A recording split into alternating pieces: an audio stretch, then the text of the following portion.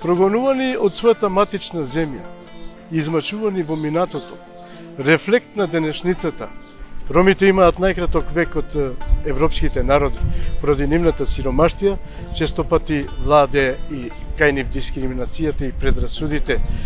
Ромите од секогаш стануваат лојални на својата матична држава, таму каде што живеат. Тие никогаш не војувале, нити сакаат да војуваат против некого. Ромите од секогаш биле миролюбив народ. Благодарение на плурализмот во ова општество, ромите стануваат од ден на ден све поуспешни и поуспешни, со тоа што го заземаат патот на успехот, спроведувајќи го преку образовниот процес. Тие денес во нашата држава, а и во другите европски држави, стануваат пратеници, стануваат министри, стануваат советници на кабинети, стануваат на високи и завидни позиции. Токму затоа и оваа емисија е посветена на високо образованите роми. Ние со оваа емисија сакаме да прикажеме на сите вас и да ви дадеме мотив да бидете и вие дел како овие високо образовани роми. Токму овие млади лица се пример и мотив за идните генерации, особено од ромската припадност. Токму тие ги фаќаме денеска во нашите емисии и ќе разговараме за нивната страна од животот од сосема друг агол. Ве покануваме да гледате емисијата Сторија на успешните роми. Ни велат цигани, не нарекуваат со разни погредни зборови, ни велат дека сме луѓе кои што навистина се многу лоши. Наспроти сето тоа имаме една сосема друга ситуација или состојба во оваа емисија. Оваа емисија ги прикажува токму оние позитивни роми, ромите кои што умеат да живеат, да прикажат и да кажат дека се еднакви меѓу еднаквите барем во оваа држава, се надевам и во светот.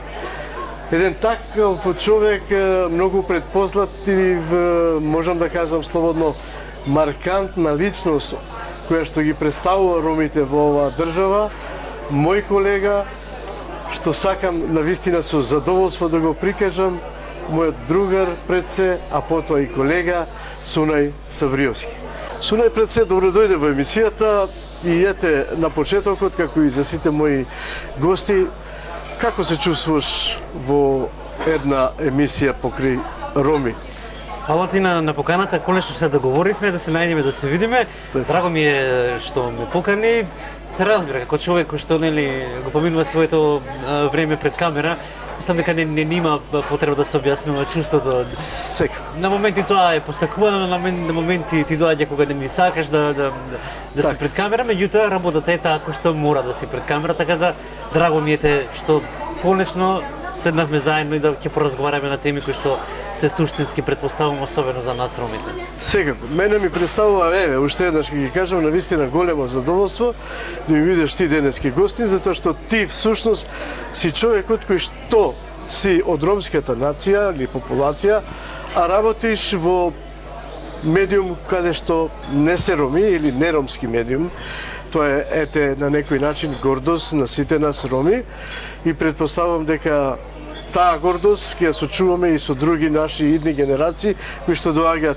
Сунај, ајде на почетокот да те представиме пред публиката. Ве гледаат луѓето, ве знаат, по тоа што знаеш Сунај понекогаш да се облече така маркантно, така представително и оддалеко од километар да кажат да, тоа е Сунај. Не би сакал сега да поразговараме околу вашата маркантност, него би сакал да ви поставам прашање од каде Сунај доаѓа? Кои му се родителите? Од какви родители потекнува? Околу вашето семејство, браќа, сестри? Да, за мене по принцип не му треба некоја посебна најава, бидејќи би рекол на некој начин ексцентрик, човек кој што одлучил да се фокусира кон она што го знае и уме да го прави добро, не би рекол најдобро, затоа што постојат луѓе кои што се далеку добри во она што го работат, меѓутоа избрав да се представам себе си во она светло во кое што јас сметам дека уживам и знам да го правам најдобро. Од каде доаѓате? Роден сум во Германија, меѓутоа живеам во Прилепчанец, по потекло би рекол, город Прилепчанец. доаѓам од населба која прилично е ромска, Тризла, позната е во Прилеп. И горд сум на тоа што доаѓам од таа населба, без разлика на сите епитети, стереотипи кои што се врзани за таа населба. Секако, зашто стереотипи? Јас на вистина имам таму добри спомени, добри пријатели кои ми Стереотипи во оставаат. смисла на тоа обично кога ќе се спомни Тризла се врзува директно со ромската заедница. Да, тоа не е спорно, меѓутоа има и лоши и има и добри стереотипи кои што се врзуваат за мојата заедница. Имам двајца браќа, женети, повозрастни од мене, чичко сум, и тоа ако е Браво. битно. Секако. Прилично земјоделско семејство кој што се занимавало најмногу со Тутун. Нормално, прилепчани, со што би се занимавале. Тутун, така. Тутуноберачи. Да. Јас на вистина имам едно добро искуство таму, значи години назад, додека работев во други ромски медиуми, често пати го посетував и Прилеп, дури имам направено 2 документарни филма за Шутел чинам. И се сеќавам на еден многу драг пријател мој, не знам дали е се уште жив, ако е жив да го поздравам, Чако, тој тогаш го држеше радиото Тернипе.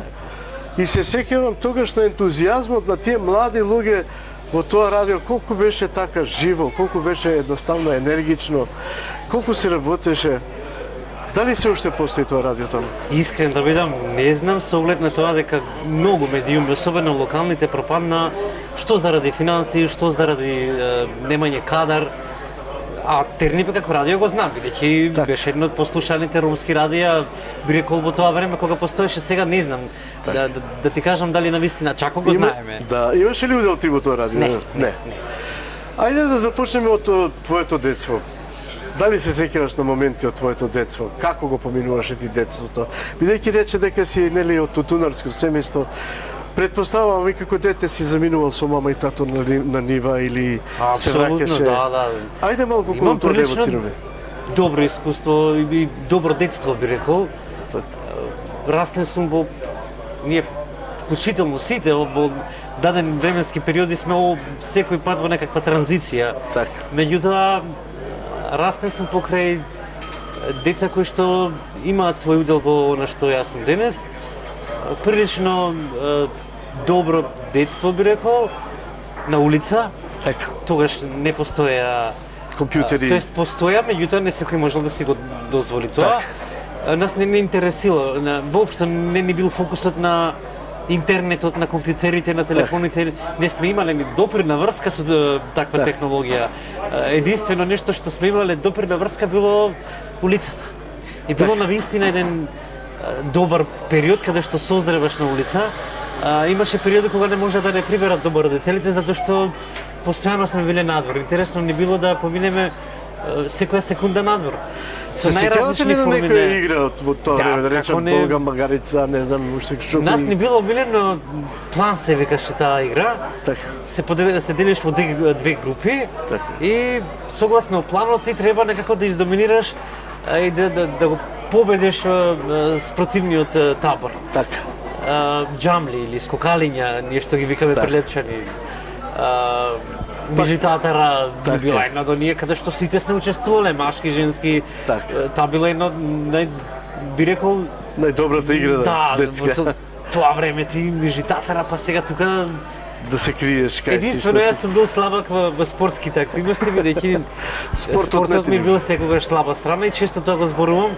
Мојот драг професор Томе Груевски на еден од испитите ми вели: "Повеле, века прв ќе полагаш, века кажи ми еден фудбалски клуб, века 10 ти пишам и ослободен си, ја викам Боливија Дортмунд." Избегувај ми вика, затоа што Боливија Дортмунд не ни постоела, до тој степен се моите познавања од областа на спортот. Добро, не си сам, значи јас можам тука да ти се придружам околу спортот, на вистина. Спортот ми е слаба мана, не знам зошто, меѓутоа другото нели. Можеби тоа те терало. Не сум имал афинитети, мислам. Да си жив и здрав. Го кажа. Имаме ушина анекдота со Борко Ристовски. Правев некоја социјална приказна за едно семејство скопско и се понуди он да помогне во целата таа приказна. И доаѓа, го снимам фино, лепо ми дава изјава, ја на крај му викам: "Извини, викам, може ли да те подпишам као фудбалер?" И ми викам: "Не сум ја фудбалер, јас сум рекол, ова го спомнувам бидејќи толку се моите познавања до областта на спортот и не бија таму. Добро, нека не ни замерат спортските работници. Веруваме дека нашите деца тоа ќе го сторат за нас.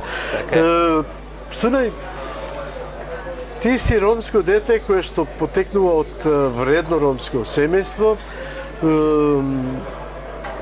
Нели, прваче, доаѓа времето кога треба да се запишеш прво оделение. Предпоставувам запавиште во тоа време. Имаше, не знам Не дали... сум бил дел од градинка. Не си бил. Ти директно, значи, во прво оделение. Прво оделение, да. Влегуваш во прво оделение со другарчиња кои што апсолутно не те познаваат. Доаѓа внатре во училница, влегува едно црномуресто детенце, ромче меѓу, да речам, се под наводници, други националности. Како тие дечиња те прифаќаат во тоа? Ја, во принцип, учев во едно од училишта каде што доминира ромската заедница, Добревановски. Така. Го носи името по еден од истакнатите антифашисти, луѓе учесници во антифашистичкото движење, дипломиран правник по вокација, како што ја знам за Добревановски, човек кој што загинал на 19 септември 1942 година од страна на бугарскиот окупатор и по негова чест го носи името Добревановски, загинал во местноста Завој помеѓу Дарница и Прилеп. Тоа школа и дом денеска важи за една од оние каде што прилично е доминантно ромската заедница во смисла на ученици.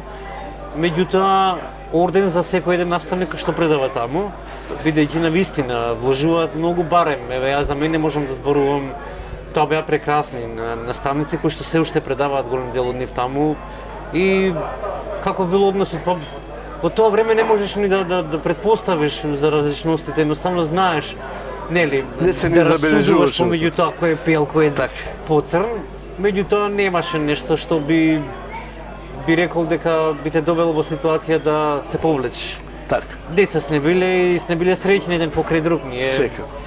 Не сне ги препознавале тие терминологии, дискриминација, стереотип, бариери и така натаму. Не постоеле. И ако постоеле, не сме ни биле ни свесни ни како деца. Важно ни било заедно да го поминеме времето и така растевме ние. Така. Се сеќаваш ли, ете, како дете да речем, јас знам, пред да заминам на училиште, ја нема мајка ми дома да ми подготви, знаев понекогаш наместо путерот да земам зејтини, црвен бибир да ставам. Тоа ни било билеле работа? Имаше ли некои такви моменти да ни кажеш? Да, се случувало тоа и без пари да отидеш на училиште. Тоа не е дека нешто странно да се каже. Да. Меѓутоа, што знам, имало ситуации кога во принцип сум растен во семејство каде што знае како и да се има, како и да се нема. Така. На школа сме завршувале и без пари, и без ужинки. Меѓутоа никогаш тоа не ни влијаело во процесот на градење на личноста. Ете, го спомнам моментот со лепчето и шеќерот. Ние уживавме да имаме леп со зејтини, малку шеќер, да го идеме на брзина и да се вратиме повторно на улица. И после школа се едно е. Инаку ги имале тие моменти. И оставаат секако печат во животот, како и да е. Дел на нашето битие, би рекол. Така е. Сунај, предпоставам дека во основно образование до 4-то оделение си одличен, продолжуваш од 5 до 8 со нови професори, многу повеќе предмети. Имаше ли проблем? Не, морам да бидам искрен. Во ниту еден момент не постоело некаква сегрегација или дискриминација или не знам нешто што би било лошо за мојот образовен профил. За тебе лично дали беше тешко да се вклучиш во тоа од 5 до 8 образование? Ја морам да ти кажам, бев прилично сега како го викаат модерно е да кажеш дете во мој хиперактивно. Меѓутоа ја бев хиперактивен, меѓутоа бев и прилично, би рекол, дете кој што тешко можеше да се скроти неговиот дух.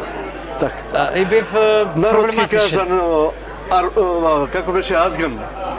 Азган. Бе проблематично. Да. Мојот дух го скроти мојата наставничка Здора Ацеска. Да.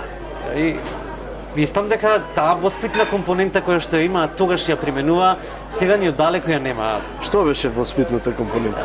Се Трпение сеќаваш? огромно на таа наставничка која што успеа да ме скроти, да ме врати во концептот на образованието, да ми ги укаже работите, зошто не треба да сум ја да израстам во некој деликвент.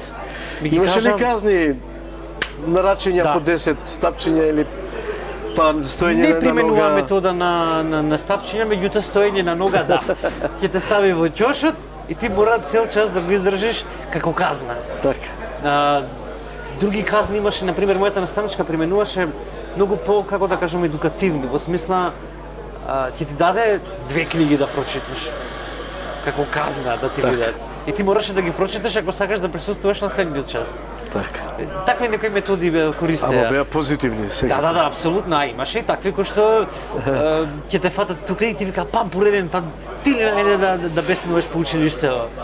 Ама сакам да го споменувам ова во контекст на тоа дека таа воспитна компонента која што оние има, денес мислам дека ја немаат голем дел заради тоа што им е тргната. Направија луѓе од многу од нас, тие наставници. Особено во основно. Ја секогаш велам дека наставниците кои што се во основно се клучот за понатамошниот успех.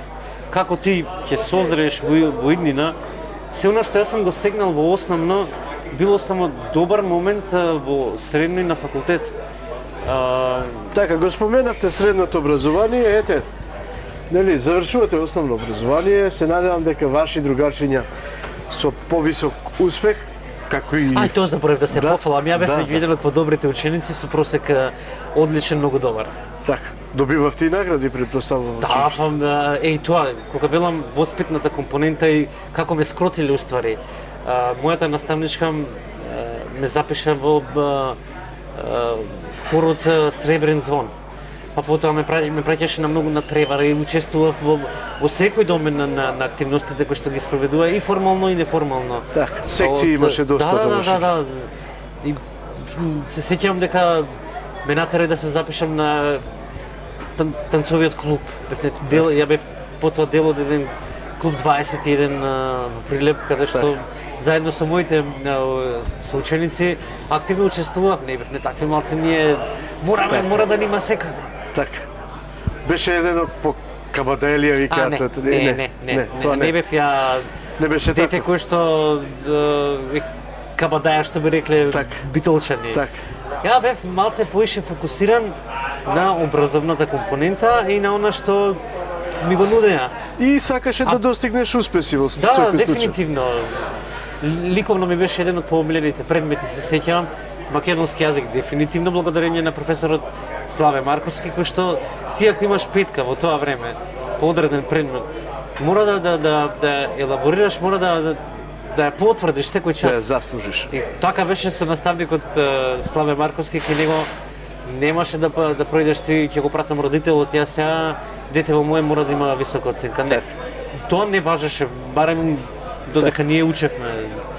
Впрочем, такви компоненти со такво делување ве направи да бидат вашите генерации успешни во секој Апсолутно, случај. па ќе кажам, клучат се наставниците, професорите. Да. Средно образование беше сосема друга приказна. Би рекол дека не го избрав ја тоа што го учев. Така. Сообраќајен техничар за транспорт и шпедиција, на некој начин може би беше избор на моите родители. Така. Меѓутоа се трудев да сум добар ученик со просек многу добар, одличен. Каде го завршувате средното образование? Прилеп, Ристевски Ричко. Смерот беше сообраќајен техничар за транспорт и шпедиција. Имав можности да бидам дел од пракса на неколку компании, меѓу кои во пошта ми беше праксата во Фершпет, потоа па во полиција не носи, јас се сеќавам. Ти беше интересна праксата во тоа време или? Феријалната, да, во пошта работев. На шалтер, и телефонија чекови кои што се примателите на социјална парична помош, пензии и доста интересна би рекол, бидејќи Занимлива работа. да, Се ќе ти слушам. дојде некој па, мојот чек го нема, а он не ми го имал или го изгубил правото на социјална парична помош, Так. па дошол кутриот чул за терминот кога се дели социјална парична помош и упорно инсистира да се расправа со тебе, а ја средно образование, пратен на пракса, ама бев добар Так. практикант. Во секој случај го завршувате средното образование, тука се стекнувате со пријатели кои што претпоставувам веќе излегувате на чаршија заедно со нив, на кафе, на седенка. Како ве гледаат ајде во тие тинеџерски денови да кажам вашите пријатели? Немаше различни погледи во смисла на дискредитација заради тоа што ако ти прашањето дали сум заради тоа што сум ром. Так. Не, мислам не ни постоја. Нашите први излегувања во Прилеп додека живе беа во студио 54 и таму мали би рекол, меѓутоа се знаеше до кога и како може, нели. А првите кафани ни беа веќе во средно. Од колку години ги посетувавте кафаните? Па мислам дека прва средно веќе почнавме да излегуваме во кафани. Така? Да. Меѓутоа во доменот нели на границите на можност. на границите, на нормално однесување, да не е тоа препивање, влечење по улици и Так. А го имало и тоа, не дека го немало, Да. ама морало да биде под контрола. Секако. А немало негодување, јас сум растел и прилично со македонци, Други, да, так. меѓутоа никогаш немало работи кои што ќе те доведат во прашање Да чекај, те дистанцирате да, едноставно. не, такви работи не сум имал. Ја не сум имал искуство такво. Секако. Па ќе кажам, Па добро, се Тоа беа- Прилеп е град, јас мислам дека со две национални подоминантни се македонците и ромите. и ромите да, се таму, така? Меѓутоа имавме во средно и албанци, имавме и турци, имавме босанци, бошњаци, мислам дека имаше еден двајца. Се надевам дека тогаш се некако подругачи беше животот, не е како денески што е. Па да, во принцип ако збориме од аспект на развој на технологии, да. Тогаш ние не сме го имале доменот на интернет простор, нели да го имаме во 24/7. На мобилни телефони тогаш во тоа. Сме имале, време, меѓутоа ни било малце поскратено. поредуцирано Да. беше. Ги спомнавте кафаните? Ајде да видиме кога се појавува првата симпатија кај Сунај. Основна, тоа да. Се сеќавате ли на вашата прва симпатија? Да, веќе е бажале има деца. Да. А таа знаете дека ја симпатизиравте во тоа време? Да. И имавте ли можност да бидете дечко и девојка? Имаше некои моменти кои сме ги споделили. Да? Да, бакнежи и слично, меѓутоа тука завршила и не би да го спомнувам името бидејќи се Така е, работи за личност која што е секако, мажена, нели? секако. Си има семејство и Во секој случај ви остави печат во животот и вашата симпатија, предпоставувам. ја мислам дека никој од нас не познавам човек кој што немал симпатија. Секако, Би па затоа и ве прашувам. Затоа и ве прашувам. Сунај, кога започнува првата сериозна врска на љубов? Ја сум човек кој што приватноста во тој поглед и многу не ја споделувам со јавноста, Гледам дека си меѓутоа многу срамежлив, не меѓутоа срамежлив, сметам дека тоа е нешто што е мое и дека не припаѓа во доменот на интерес на јавноста. Така. Не би сакал да го споделиш тоа? Па не има потреба, мислам тоа да биде од интерес на јавноста. Во Не сум ред. да толку позната личност ја па да мора да се знае сега кој е или што е. Не, впрочем, ова емисија нели како што и јас ја јавувам, емисија која што ги гледа луѓето од другиот аг анонимниот живот. Значи, так. тука ја фаќаме малку и приватноста, во секој случај ваше правото да одговорите со да Така е. или не. Сунај, дали сте оженет? Не. Не сте оженет. Се надевам дека ќе се ожените и ќе не поканите на свадба, ако ништо друго. Да е Боже, иако јас сум еден од оние кои што на бракот не гледа како формална институција. Така. Не сметам дека нели по секоја цена ти мора да го имаш формализиран од бракот за да функционира. Така да ќе видиме. Тоа не е нешто што треба да го планираш или да Тоа не си се доаѓа купува на пазар. да си Дефинитивно. Тоа си доаѓа само по себе, јас така викам. Сунај, завршуваш средно, рековме, се запишуваш на факултет. Зошто се запишуваш на факултет? Кој е поводот и каде се запишуваш? Мојата приказна, мислам дека ја знаат голем дел од јавноста, бидејќи е споделена неколку пати, сум бил предмет на интерес заради мојот начин на однесување, облекување и правени се многу приказни. Сум кажал дека не дека сосема случајно сум завршил на правниот факултет Јустинијан први на студии по новинарство. Првата опција беше модниот дизајн, високата мода. Мојата желба беше да студирам во Милано, меѓутоа моите финансиски можности не беа до тој степен високи за да можам да моите родители да дозволат да студирам во Милано.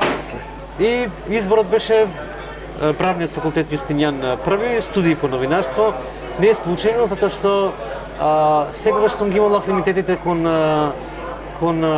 новинарството, кон креирањето на содржините и некако си го најдов си го истрасирав својот пат запишувајќи се на студиите по новинарство, не зажалив никогаш, бидејќи сметам дека тоа е нешто што најдобро можам да го работам, не дека не имам афинитети кон други професии, меѓутоа ова беше тоа изборот кој што си го направив свесно и знаев дека ќе можам да ја возам, што би се рекло условно, оваа приказна во мојот свет на новинарството, журналистиката.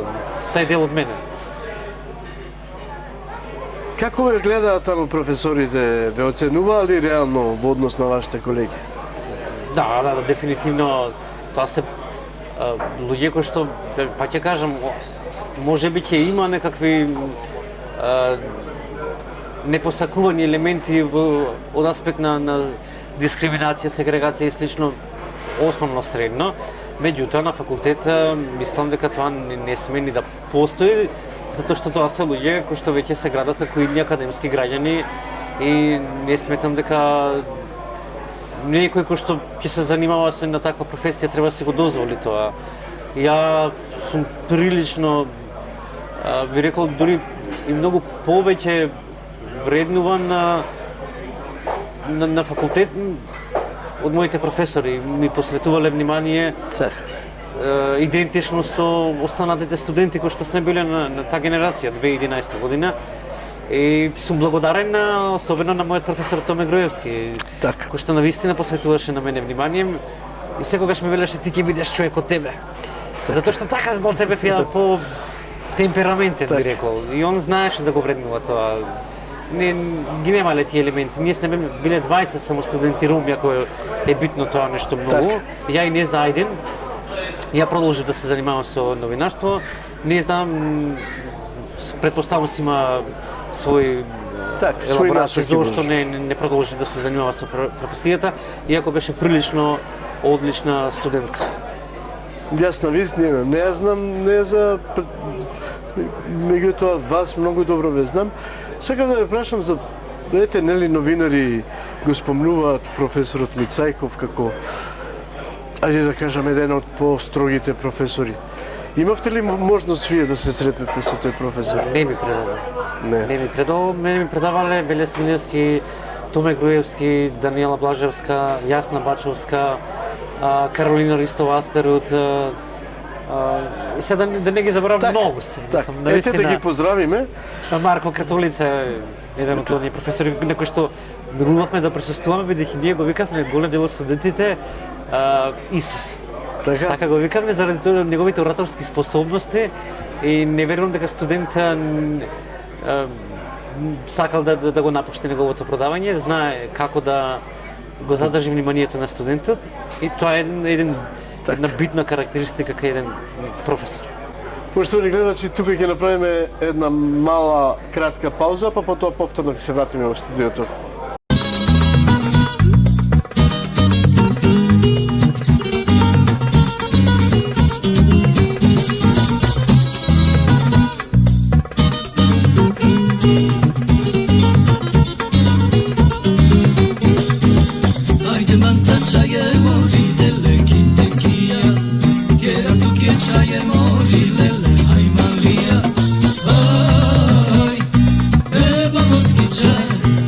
Con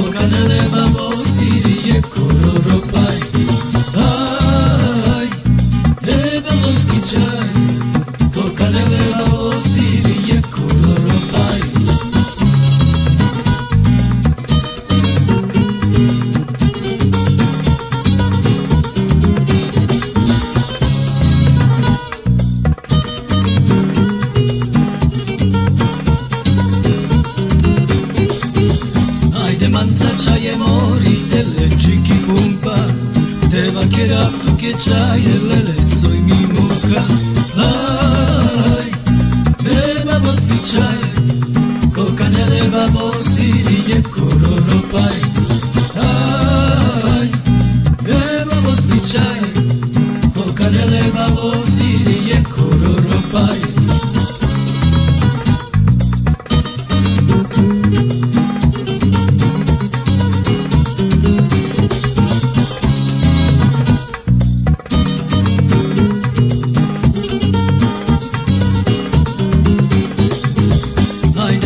Čaje mori, lele, kočardako, eva keraftu ke čaje, lele, momerako. Aj, nemam osjećaj, koka ne lebavo sirije kororopaj. Aj, nemam osjećaj, koka ne lebavo sirije kororopaj.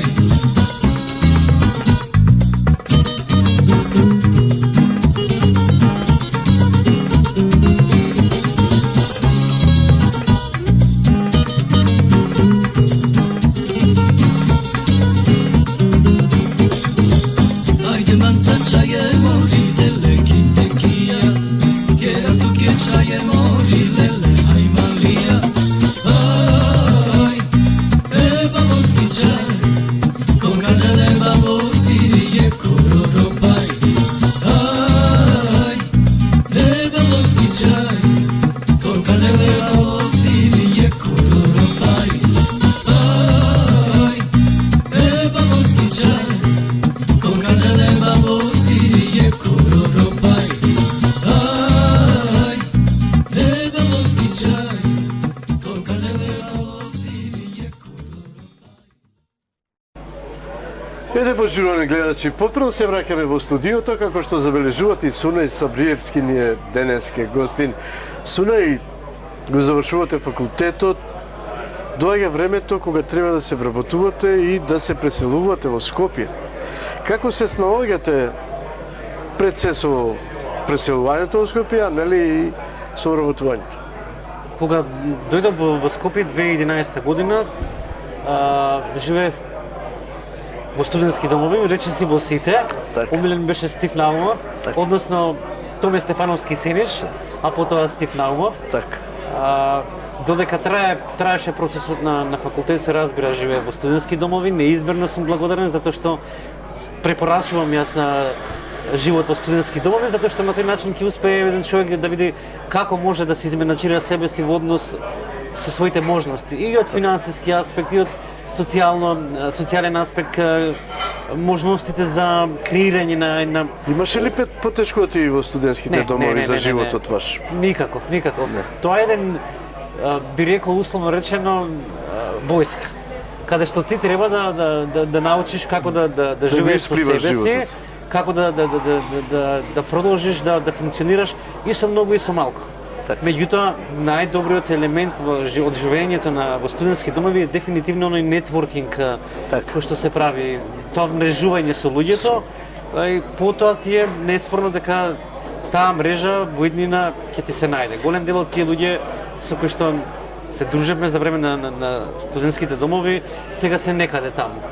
На одредени позиции, не дека денес ги злоупотребуваме, но ни е драго и имаш на кого да се јавиш ако евентуално ти притреба, бидејќи се знаеш, си поминал одлично време во студентските домови. Околу образованието дефинитивно. Економскиот аспект успевавте ли да преживеете? Да, бидејќи бев и корисник на стипендија од програмата на РМУСП, и така да немаше некои проблеми околу финансискиот дел, дефинитивно, бидејќи прилично добра стипендија добивавме од програмата на РМУСП, така да ја и за време на студии веќе почнав да работам. Не чекав да завршиме па да се вработиме. Работев ја и на вашиот занает како новинар? Да, како новинар. Моето прво искуство беше во Радио МОВ. Така. Бев активно вклучен во невладиниот сектор. Речисти во сите пори. Рома Верзителс дефинитивно една од организациите кои што остави кај таа генерација кој што ние бевме огромен впечаток. Така. Многу случувања кои што и до денес не врзуваат, за таа организација. Зборувам за период додека ние студирахме. Националниот младински совет дефинитивно бил дел од мојата кариера исто така. Така да имало елементи кои што многу лесно можело да се протнеш во тој процес на формална и неформална едукација. Така, се сретнуваш нели со новинарство, влегуваш во водите на новинарството, нови колеги. На кои теми најмногу работеше? Прилично локална самоуправа, во информативната редакција, денес најразлични. Така. Меѓутоа, мојот домен е, што би се рекло народски, мојот фах е урбанизмот, просторното планирање, животната средина, архитектурата. Тоа е нешто што ја го сакам. Меѓутоа, и не е дека го работам. Сунај, влегуваш во Канал 24, кое време?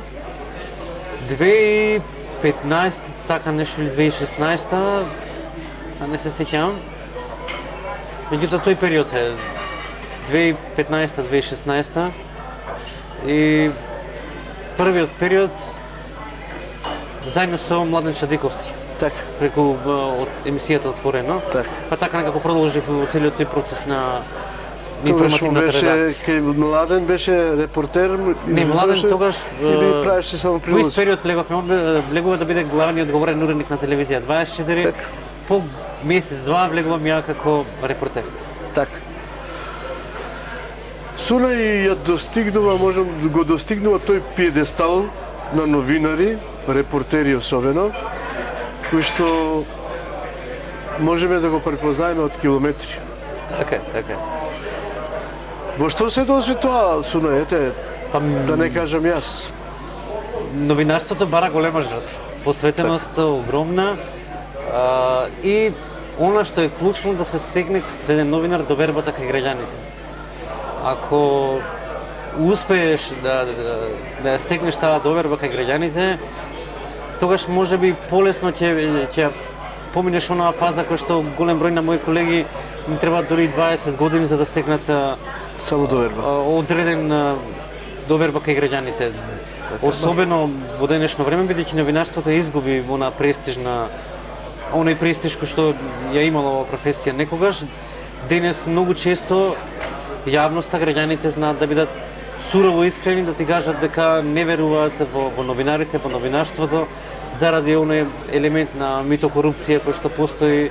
Така. И тука е тешко да се избориш.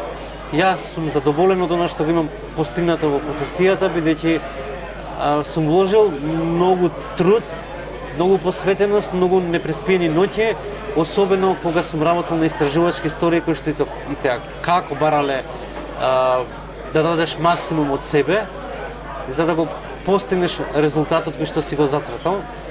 И јас сум еден од оние помлади новинари кои што влегоа со голема амбиција и кои што ја го сакаа истражувачкото новинарство. Така. Така да можеби тоа ме издвои во тој процес на работење. Често пати знаеме да ве гледаме, нели, на вестите каде што ве прикажуваат. И Сунај знае секогаш да атакува, без разлика дали тоа ќе го атакува со прашања председателот на државата, премиерот или некоја друга висока личност. Влегувате со многу голема само доверба во вашата работа и мислам дека тоа ве уловува исто така како еден од подобрите. Мора новинар кој што ќе избере да се занимава со оваа професија, мора да биде подготвен во дадени ситуации, да знае како да се справи, бидејќи нашата улога пред се е да поставуваме прашања, не е да држиме микрофони. Многу често замеруваат политичарите дека одредено прашање е глупо, меѓутоа не постои глупо прашање, бидејќи секој прашање заслужува одговор. Дали на некого му се допаѓа тоа прашање или не е предмет на дискусија, меѓутоа апсолутно треба. Јас се држам до на етика на професијата и сметам дека мора да се биде застапен јавниот интерес. Тешко е Така. да пресудиш до каде е јавниот интерес и кое прашање заслужува да биде ставено нели на условно речено пиедестал, бидејќи на крај на денот и новинарот не одлучува за одредени општествени прашања.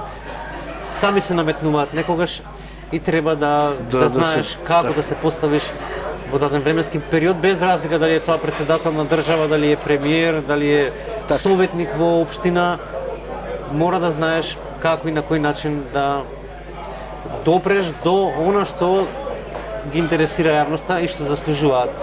Сега има моменти кога не можеш да го добиеш и посакувањето одгор, меѓутоа имавте ли некогаш забелешки, да речеме, од тете особено високи Има, како нема, има и постоеле и ќе постојат. Историјата на новинарство не познава многу такви елементи на притисоци. Имало и несреќни случаи на новинари кои што завршиле со својата кариера заради одредени политички притисоци. Вие имавте некогаш притисок во вашата работа? Постојат се уште. Да. Дали се директни или индиректни, меѓутоа постојат, особено индиректните кои што се тешко за во очување кај јавноста, меѓутоа ние знаеме кога одреден притисок доаѓа и поради кои причини, зошто, од кого е пратен. Како се справувате со тие притисоци? Па ја едноставно оставам, не реагирам многу бурно, меѓутоа знам да изреагирам и мојата реакција е многу прифатена од јавноста, па ќе кажам, и тука е мојата моќ. Така. Моќта е кај граѓаните, кои што сум ја стекнал како доверба и многу често застануваат во моја одбрана. За мене по-тешко дека ако некој сака да продаде приказна дека сум примил мито, сум примил не знам одредени подароци, тоа кај мене не проаѓа, бидејќи нит сум го направил, нит многу лесно е јавноста мене да ми ја процени веродостојноста на информацијата која што ја пласирам. Ајде малку да се навратиме повторно околу секојдневието на животот. Сунај се движи во Скопје. Како што, нели, неколку пати го спомнав ова емисијата, Сунај е и маркантен, го препознаваат. Знаат каде и да се движи, го знаат Сунај дека е новинарот. Малку околу вашите искуства со граѓаните, дали до сега, како едноставно ве перцепираат? Не сум имал негативни искуства. Точно е дека многу лесно ме препознаваат луѓето. Не им треба километар за да ме препознаат, да ме прашаат. Бидејќи Македонија е мала држава. Така. Просторот е тој кој го делиме сите. Не сум имал лошо искуство со граѓаните. Ја сметам дека граѓаните, особено оние кои што знаат да ми приидат, многу често ми приоѓаат или за да ми дадат некоја критика позитивна, па дури има и ситуации критики кои што се неиздржани. Меѓутоа најчесто ми приоѓаат граѓаните да ми кажат колку добро си ја работам својата работа, што е за еден човек многу битен фактор. Така е. Меѓутоа, па ќе кажам, граѓаните имам позитивно искуство до денес. Секако, вие израставте во друга средина, вашиот живот секогаш бил насочен во она позитива, така да кажам, и не го чувствувавте тоа. Меѓутоа, ете, новинар сте, сигурно знаете дека ромите во Македонија се сретнуваат со бариери во животот, предрасуди, стереотипи. Како вие, како новинар, го коментирате сето тоа? Ја би рекол не само ромите, секој еден граѓанин во државата, особено во денешно време, се соочува со одредени неправедности. Ставене во позиција на неравноправност, а кога зборуваме за мојата ромска заедница, ја не треба да го говорам тоа дека постои дискриминација, затоа постојат одредени факти кои што итекако укажуваат на постоење на неравноправност, на дискриминација, на сегрегација во образованието.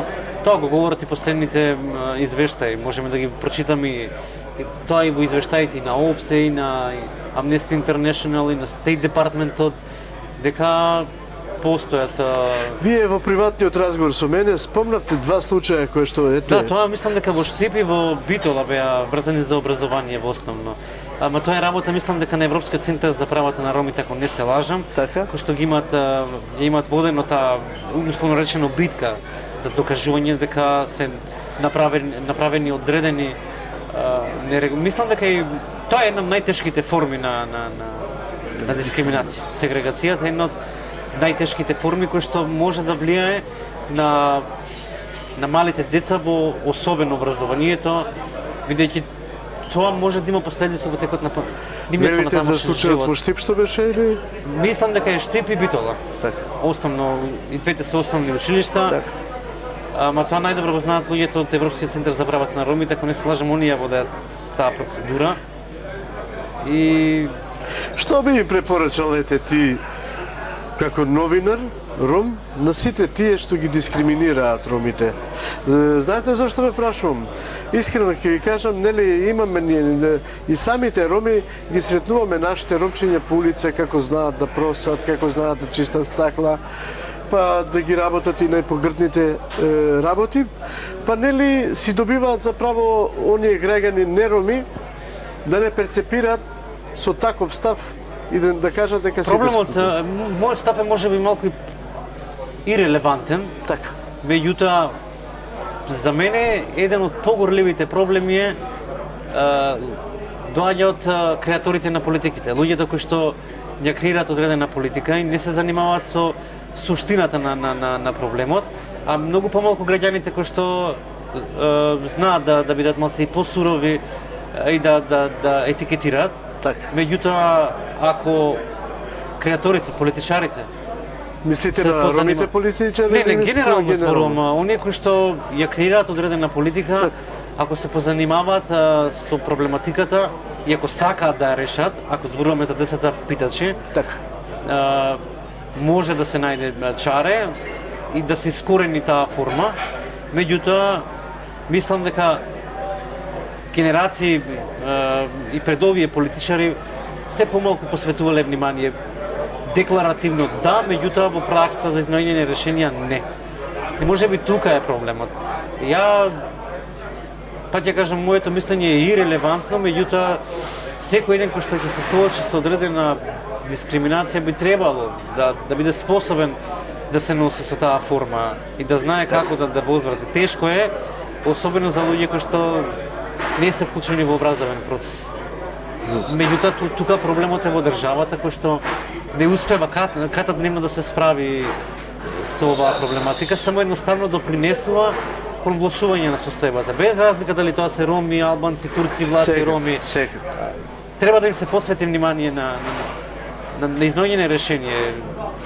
И тоа постои, ќе постои, бидејќи не гледаме некаква политичка волја која што на вистина ќе се седне и ќе се изнајде решение. На вистина јас имам многу теми да разговарам со тебе, можеби ќе направиме уште 10 емисии, пак нема да ни бидат доволни. Меѓутоа, лека полека некако ни истекува времето, а јас сакам се уште да разговарам со тебе. Ајде малку околу приватноста на Сунај. Каде излегува Сунај во градот Скопје? Што му се допаѓа во градот? Бидејќи си нели од Прилеп, сега си веќе наш граѓанин, скопјанец. Скопјанец никогаш нема да бидам и нема. Зашто? Не, јас сум прилепчанец. Скопјанец не можам да бидам. Можам добро, да бидам се ми- жител на Скопје, Жител. меѓутоа Скопјанец по никој случај Ретко не. кој го кажува ова, да ви Не кажам може да искрено. кажам дека сум скопјанец ако живеам 20 години. Може да живеам ја во Скопје и до крајот на мојата смрт, меѓутоа никогаш нема да бидам скопјанец. Знаете, да ве надополнам само околу ова прашање. Многу луѓе кои што доаѓаат нели од перифериите на Македонија, кога доаѓаат во Скопје и се селат во Скопје, и одма ќе кажат, па знаете што, јас сум од сега Добро, тоа Претпоставам. чувствена идентификација за многумина кои што ќе дојде. Скопјанец, живеам во Дебар Мало, живеам во Топанско поле, јас сум скопјанец или Ја не знам можам каде. да живеам во најелитната насела Така. во Скопје, меѓутоа тоа не ме прави скопјанец. Така. Не може да ме направи, не се кажувам себе си дека не судам на луѓето кои што емигрирале во Скопје И дека се етикетираат чувствуваат како скопјани, тоа е нивно право. Навистина, Така. тоа се дискусии кои што ја не милувам да ги Секако, секако. водам затоа што лично идентификација на некој е дека ете е скопјанец Ве иако прашав за Скопје, знаете зошто? моите омилени места се Малешевски мерак во аеродром, Да. Блок кафе, каде што најчесто може да ме најдат луѓето, Така. Трското кафе, таму го пијам. Имате ли некој така потесен круг на пријатели кои што ве Имаме, дружат? како не, кафаните, Дегама, Малешевски мерак, не знаат Така. луѓето. Така да посебно место кое што ми е така во Скопје, Староскопска чаршија, дефинитивно, иако е целосно изменета, би рекол, до на што било пред Така. 10-20 години. Така. Меѓутоа пак има некој дух кој што преовладува и бидејќи јас сум склонкон на архитектурата ми е слаба страна и Околу Шуторизари сакав да ве прашам конкретно, тоа е претежно ромско население таму. Знаете како јас впрочем и тука израснав. Роден сум во Топана, на мои 2 години се преселуваме во Шуторизари и остануваме еве. Јас веќе тука и останев. Мене Шуторизари ми е се она што јас го доживувам како моje богатство, како моje треба да е минато. така. Да. Знаете што, јас сега Шуторизари го доживувам некако многу претесно, некако загушливо. Па тоа е немањето на Токму политики за креирање на просторот, на општината, а самото тоа и на градот. Ако се воделе урбани политики, политики кои што воделе грижа од аспект на хуман третман на просторот, а не по секоја цена да не се знае кој каде запоседнал одредена парцела Така. и како ја изградил, без да се води сметка за она што го викаме ние јавно добро јавен интерес. Ја во тој аспект можам да зборувам дека постојат постулати, тоа многу добро знаат социолози, планери, дека еднаш уништен простор не можеш да го ревитализираш. Шуторизари е една од најпрепознатливите општини во европски рамки. Така. И пандан ако се направи на некоја втора населба, општина како и да биде Шуторизари 2, мислам дека нема да го доживее Истото духот, што- хармонијата, она што го поседува Шуторизари. Е со сите своји морални, традиционални вредности. Така. Тоа е едно огромно богатство. А треба да се внимава на она што би се рекло хуман третман од аспект на детални урбанистички планови. Да се најде чаре, тоа не е само од сега. Тоа е еден подолг процес. Години низ годините, за да. така е. И тоа го прави и Скопје. Секако. Бидејќи Секако. Шуторизари е дел од Скопје, апсолутно. Така е. И секоја општина се шири, меѓутоа како креаторите на тие политики ќе дозволат на во која насока инфраструктурно да се гради одредена општина и населба, тоа е веќе друго прашање. Суне, сакав да прашам, имаш ли пријатели роми, дали се движиш во Шуторизари, дали одишете, дали некогаш знаат да те поканат на некој роден ја- ден, свадба, не знам, некоја веселба? Едно од првите излегувања кога дојдов во Скопје беше Кабриот. Кабрио? Да, со Најла, со Фаик, со Лиза. Така. Ја имам еден куп пријатели. Никогаш не ги, како да кажам, не го предимenzионирам нештото, едноставно луѓето кои што ги бирам или ме бираат, не се прашуваме за етничката припадност, во Так. никој случај. Во секој случај. Јас колку сакам да влезам во животот приватен, некако ми Тој се да човекот колку ќе затскриваш. дозволи. Па, ајде, се надевам дека сега ќе ми одговориш на овие прашања. Суде живее сам. Предпоставам дека знае да се снајде во куќата. Добар сум во кујле. Не само во кујна, него нели ете ти се најавуваат пријатели, сакат да ти дојдат дома. Чисто сакам да прашам дали знае Сунај да си го спрема станот сам. Тоа ми беше мобето. Да, дефинитивно мислам. Секако. Апсолутно. Станувам се бајле, прво што правам, ако не сум успеал да испеглам кошулата од претходната вечер, тоа ми е најголемиот стрес, најголемата нервоза. Бидејќи на сабајле, кога ќе станам, сакам да све бидеш- скоцкано, да ставам на мене и да отидам кафето да се го испијам, што викаат, ма нека гори селово. Така. Ја морам кафето да го испијам од сабајле. Каде го пиете првото кафе? Обично во блок кафе. Таму. Тоа е на некај 5 минути од местото каде што живеам. И како ајде малку да ни опишете еден работен ден на Сунај. Како изгледа од утро до навечер? Порано се будев со стратегија како да се одбранам од оние кои што условно речено се подготвени да ме нападнат. Денес се будам со главоболки, како секој нормален човек, нели? Не сум веќе 20 годишен, стига се будам со некои главоболки, се нешто гледам да ги сузбијам работите кои што ми стварат нервоза. Станувам најнормално, прво што правам нели основни работи, лице, заби и слично. Така. Се облекувам и седнувам на кафе. Тука веќе почнува денот со првото испиено кафе, бидејќи сакам да сум во некоја зен состојба. Барем додека го пијам кафето, бидејќи понатаму денот не знаеш што ќе ти донесе. Так. Има моменти кога ти си задоволен од она што го работиш, има моменти кога едноставно не сакам никого да видам околу себе, себе нервира. Јас сум условно речено најпаметен, сите околу мене се луѓе кои што има, мислам, луѓе сме, нели? Ќе ти се случи да едноставно експлодираш во текот на денот и да отераш. Особено луѓе кои што сакаат да те исцицаат она Така. позитивна енергија. Јас сум човек кој што милува да биде насмеен и со позитивна енергија, Секако. ама е тешко, бидејќи многу често си обкружен со луѓе кои што сакаат да ти ја исцицаат таа енергија и ако им дозволиш, денот ти отиде наопако. Како се справуваш со уредниците? Ете, нели уредниците се тие што Ние секогаш сме знаат посебна приказна новинарите. да? Да, посебна приказна сме. Сите со различни идеологии на функционирање. Има Влегуваш на врата, има денови кога ти супер ќе профункционираш. Има денови кога едноставно готов си да се Да условно направиш речено, бум. заколеш. Да. Или едниот е нерасположен, па другиот има преголема доза на енергија, pre хиперактивност, нели? Бидејќи ја често сум хиперактивен лик така. и знам многу бурно да реагирам, особено ако воочам дека одредена личност сака да ме изманипулира. И тука јас знам да се ги искористам моите механизми на одбрана. Сум секој нормален, така? Така е. Кога ќе воочи дека, слушај, до тука е твојата граница. Ако пробаш да ме влезеш во таа комфортна зона, ќе се соочиш со сите механизми кои ги имам на располагање да ти кажам дека чекај малце, размисли два пати што правиш, веќе не ме поседуваш. Така. Без разлика дали тој е уредник, дали е председател на држава, си имаме сите граници.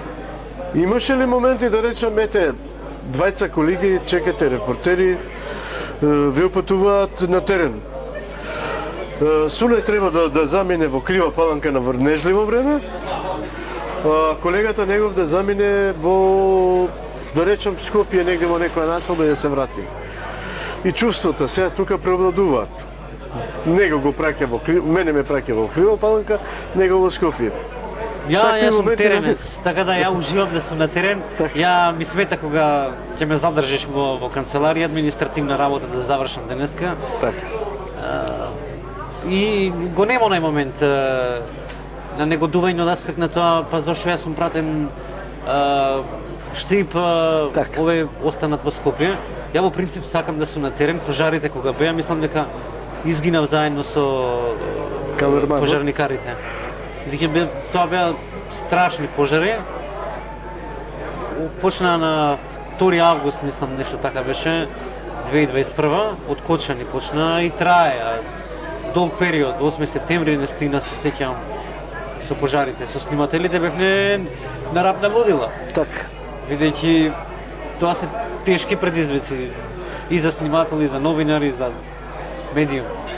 Впрочем, ова што го кажавте сега е дел од новинарскиот живот, затоа што некој мисли дека новинар е да ставиш кравата, да седнеш на стол и пред камери да го кажеш тоа што треба да го кажеш и тука ја завршуваш приказната. Ти можеш да имаш кравата, да имаш најдобриот костум на себе, Така. најскапиот, ама ако не знаеш да пренеш ситуацијата во која се наоѓаш, џабе ти костум, џабе ти шминка, било кои други механизми да ги користиш за да превладе, нели, во дадена ситуација.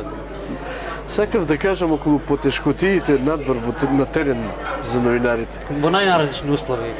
Врне, грми, не знам, сонце пече. Тоа се условите под кои работи новинар. Така. Зборам за новинарите кои што се на терен, бидејќи имате новинари кои што си Тоа ми седнале беше зборот. Нели? Тоа ми беше зборот. Меѓутоа сепак и јас се согласувам со она првото што го рековте, е изазов на секој новинар и истражувачкото новинарство и да биде надвор на терен. Истражувачкото новинарство може би се помалку постои кај нас, меѓутоа е стварно тежок процес. Така, Ali е задоволство да се работи. така. А условите под кои работиме, тоа е веќе друго 10 ни бенефициран стаж, ни соодветно За жал. вреднуван труд. За жал. И најтрагично е кога ти известуваш за барањата на одредена група на граѓани за повисоки плати, а за собствената не можеш да се избориш. Секако. Сам ја познавам многу ситуации на многу страшно добри новинари кои што работеле за догмата на професијата, сега се социјална категорија затоа што таму некој ги злоупотребил, ги Секако. пријавил на минималец. Така. И пензијата сега им е 9500 денари. Така. Тоа се работи кои што Дури и ако ние не сме ги успеа решиле да ја како земат пензијата. фела. Тоа е Така, проблемот кај да, нас да. како во фелата. Така е. А ризикот е Многу голем. огромен. Ајде да предеме на она што ги прашувам сите мои ценети гости, па и тебе. Дали знаеш да подготвуваш нешто во кујната? Ау, да. Да, јас сум мајстор во собствената кујна. Да? Ја растем во студентски домови и се научив да ги готвам веќе сите јадења. Ја преферирам турската традиционална кујна, бидејќи ми е најблиска како човек. Така. Ама во принцип сакам да јадам броколи, сакам да јадам леќа многу јадам, граф јадам. Посебно гравот знам многу добро да го готвам, посветувам многу внимание. Така. Така да Ке ни го кажеш избегнувам месо. некогаш и рецептот за граб, па ние и Да. Избегнувам месо, не дека сум вегетаријанец или веган нешто. Не сакам, многу поише сакам да е граф, леќа, пиперки, испражени Се со показува на сирење. вас тоа. Не заради лилијата. Стварно гравот или леќата ми е боранијата, ѓувечот последно време го конзумирам многу, боранија сакам многу, грашок. Едноставно се убивам од јадење кога имам грашок. Знам дека многу лего сакаат пиперки толчени со компири. Така. А тоа е најубавото јадење. Или па сега пиперки она летните како ги викаат Све што е малку зеленчук испечени. ја, али дефинитивно толчени пиперки со малку оние лучин, да. Да. Тоа е феноменално. Тој е најубав прсти да излезеш. Така. Така да добар сум во кујна. Знам да готвам речи се. Покрај турската рековте кујна, дали некоја друга кујна преферирате? Сум пробал свашта од кујни. Мислам дека едноставно вкусови се упрашање. Така. Индиската леќа како е зготвена да ја пробаш, мислам дека нема да се откажеш од нештото. Секоја традиционална кујма си има одредени јадења кои што се ете убави за јадење, мислам. Секако. За мене дефинитивно па ќе кажам леќата, гравот, боранијата, све што е зеленчук добро зготвено, пиперките дефинитивно. Така. А не сум склон кон мексикански. Сум пробал, ама Не можеш што. едноставно имам проблеми со желудникот. Со желудникот, така е. Замастени јетра и така натаму. Секако. Јас на вистина не знам што веќе да ве прашам, бидејќи емисијата веќе ни се приближи кон крајот на нашиот разговор.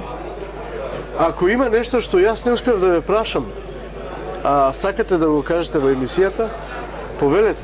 Не, во принцип, уредовно драго ми е што разговараме на некои теми кои што би рекол дека не се дневна политика. Така.